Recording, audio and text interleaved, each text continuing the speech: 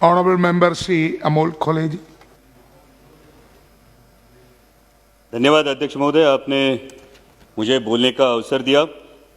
माननीय राष्ट्रपति जी ने अपने अभिभाषण में सरकार की कई सारी उपलब्धियों का उल्लेख किया और मैं उन उपलब्धियों के लिए सरकार का अभिनंदन करना चाहूंगा जिनका लाभ अंतिम पंक्ति में खड़े अंतिम व्यक्ति तक पहुंचा हो। राष्ट्रपति जी ने अपने अभिभाषण में नए संसद भवन के निर्माण की बात की, गर्व की बात है, लेकिन सवाल यह उठता है अध्यक्ष महोदय कि जिस देश की सार्वजनिक स्वास्थ्य व्यवस्था कोरोना की महामारी में बुरी तरह से एक्सपोज हुई हो, उस देश की प्राथमिकता क्या होनी चाहिए? नया संसद भवन या हर जिले में हर संसदीय चुनाव क्षेत्र में एक सुसज्ज अत्याधुनिक सार्वजनिक अस्पताल? देश की प्राथमिकता को नजर रखते हुए सिर्फ 22 एम से कुछ नहीं होगा। देश की प्राथमिकता को नजर रखते हुए पहले अस्पताल और फिर संसद भवन, इस पर आत्मचिंतन हो, ये मेरी गुजारिश है। Please silence, silence please. Bidur ji. और वैसे भी इस संसद भवन की मांग किसी ने नहीं की है, लेकिन हर सांसद मेरे इस बात से सहमत होगा कि हर संसदीय चुनाव क्षेत्र में एमपी लैड फंड के तहत होने वाले विकास कामों की मांग जरूर हो रही है। इसलिए मेरी दरख्वास्त है कि इस एमपी लैड फंड को अविलंब पूर्ववत किया जाए। इसमें अभिभाषण में केंद्र और राज्य के सरकारों के बीच कोऑर्डिनेशन की भी बात की गई। माननीय minister of finance state Anurag ji यहां उपस्थित है। मैं आपका ध्यान आकर्षित करना चाहूंगा कि महाराष्ट्र की सरकार को जीएसटी की 25,000 करोड़ की राशि प्रदान होना बाकी है, उस पर अविलंब विचार किया जाए। राष्ट्रपति जी ने अपने अभिभाषण में युवाओं के रोजगार की बात की। इस सरकार ने सपना दिखाया था कि सालाना 2 करोड़ युवाओं को रोजगार मिलेगा। अजय मिलना तो छोड़िए, जो हाथ में था वो भी चला गया। आज 1000 नौकरियों के लिए लाख लाख युवा अप्लाई करते हैं और 4th क्लास की नौकरी के लिए ग्रेजुएट्स और पोस्ट ग्रेजुएट्स कतार में खड़े आते हैं। पहले नीम और अब नेशनल अप्रेंटिस जैसे प्रोग्राम, ये जो नीतियां हैं, ये देश के युवा वर्ग के लिए शोषण व्यवस्था साबित हो रहे हैं, क्योंकि पहले नौकरी लग जाती है, फिर मां बाप शादी कर देते हैं और 2 साल में कंपनी ब्रेक दे देती है ताकि उसको परमानेंट ना करना पड़े और युवा के भविष्य में अंधेरा छा जाता है। इसलिए इन युवाओं के आक्रोश को समझे और इन नीतियों पर पुनर्विचार हो। इस अभिभाषण में और एक बहुत अच्छी बात की गई, वो है आत्मनिर्भर भारत की।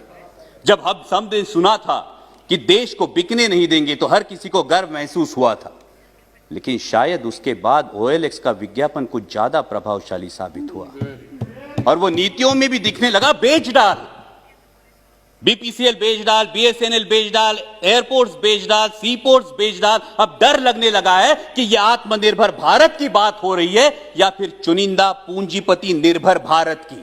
मैं सचेत करना चाहूंगा कि इस प्रकार से मुक्त अर्थव्यवस्था के आड़े में अगर हम क्रूनी कैपिटलिज्म को बढ़ावा देकर देश के संसाधन चुनिंदा पूंजीपतियों के हाथ में सौंप दे तो देश की आने वाली पीढ़ियां हमें कभी माफ नहीं करेंगी।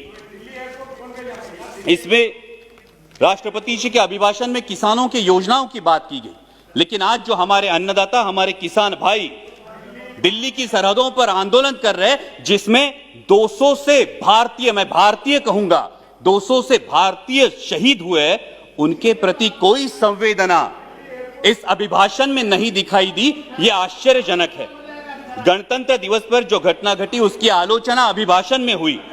हिंसा का कोई समर्थन नहीं हो सकता, ना ही होना चाहिए, लेकिन उसके उपलक्ष्य में, sir please let me continue, हिंसा का कोई समर्थन नहीं हो सकता, ना ही होना चाहिए, लेकिन उसके उपलक्ष्य में इस किसान आंदोलन को बदनाम करने की जो साजिश रची गई वो निंदनीय है। पहले बताया गया कि सिर्फ पंजाब के किसान हैं, फिर बताया गया कि ये तो आड़तीय है, फिर बताया गया कि ये खालिस्तानी है। Please sit down. Bidur ji, Bidur ji, honourable member Bidur ji, बैठे बैठे।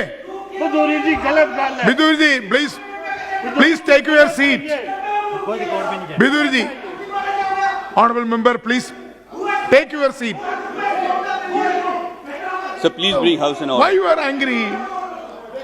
सर अगर you sit down there. Sir अगर ऐसे बोलेंगे, कल इनके नेता भी बोलेंगे, तब हम बीच में चलाएंगे, फिर अच्छा होगा सर। No, why? ये जानबूझ के है। Whenever you, Bidur ji, whenever you will speak, at that time that time you can tell everything. Why you are stand up every time? Thank you sir. Please. Sir, गणतंत्र दिवस में जो घटना घटी उसकी आलोचना अभिभाषण में हुई।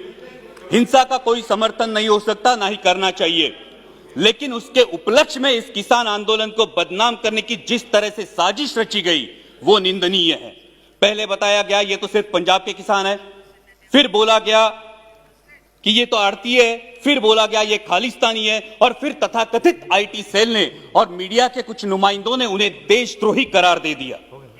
मैं पूछना चाहूंगा कि सर, जो बाप अपने 18 साल के नौजवान बेटे को बोलता है उठ तुझे फौज में भर्ती होना है, तूने बेल्ट की नौकरी करनी है, जो मां अपने बेटे को बॉर्डर भेजते हुए बोलती है कि अगर दुश्मन ने देश पे गोली चलाई तो तूने अपना सीना आगे कर देना है, तो वो देशद्रोही कैसे दिए जाते हैं? सर, आज बेटा सियाचिन में -डिग्री सेल्सियस में देश की रक्षा कर रहा है और उसका 70 साल का बूढ़ा बाप दिल्ली की सरहदों पर अपने हक के लिए कड़ाके की सर्दी में आंदोलन कर रहा है, तो किस मुंह से बोलेंगे जय जवान जय किसान? और सर, आज तो देश को 2 नए शब्द मिले हैं, उसमें से एक है आंदोलन जीवी। मैं शुक्रगुजार हूं इस शब्द के लिए, कारण महाराष्ट्रातले भाजपचे नेते सतत उठसूट आंदोलन करत होते, त्यांना काय म्हणायचं ते आम्हाला या शब्दामुळे कळलं। पण ज्या कष्टकरी वर्गासाठी आमचे बाबा आढावांसारखे सामाजिक कार्यकर्ते वयाच्या 90 ठामपणे उभे राहतात, ते मात्र महाराष्ट्राचा अभिमान है। लेकिन मैं पूछना चाहूंगा सर आपके माध्यम से कि जिस देश की स्वतंत्रता की बुनियाद ही आंदोलन हो, उस देश में इस बात का प्रयोग कैसे किया जा सकता है? सिर्फ 1 मिनट में कंक्लूड करूंगा सर। यहां पे कई माननीय सदस्य बोलते हुए उन्होंने परराष्ट्र में जिन्होंने अच्छी बात की उसकी सराहना की, लेकिन ये कैसी विडंबना है सर, जब ब्राजील के राष्ट्राध्यक्ष संजीवनी की उपाधि देंगे तो हम खुश होंगे, जब अमेरिकी पूर्व राष्ट्राध्यक्ष हाउडी मोदी बोलेंगे तो हम तालियां बजाएंगे, और जब कोई विदेशी मानवता के दृष्टिकोण से किसान आंदोलन पर टिप्पणी करेगा तो फिर वो फॉरेन डिस्ट्रक्टिव आइडियोलॉजी हो जाती है। सर, ये बैरिकेड्स लगाना, ये फेंसिंग करना, ये किस प्रजातंत्र का लक्षण है? सर, महामहिम राष्ट्रपति जी ने अपने अभिभाषण में आर्य चाणक्य के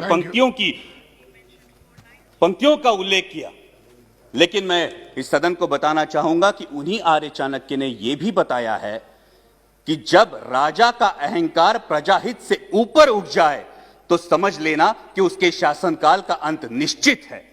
और इसीलिए मैं दरख्वास्त करूंगा कि संवेदनशीलता से इस समस्या का किसानों के हित में हल निकाले, ताकि फिर हर देशवासी गर्व से कह सके जय जवान जय किसान।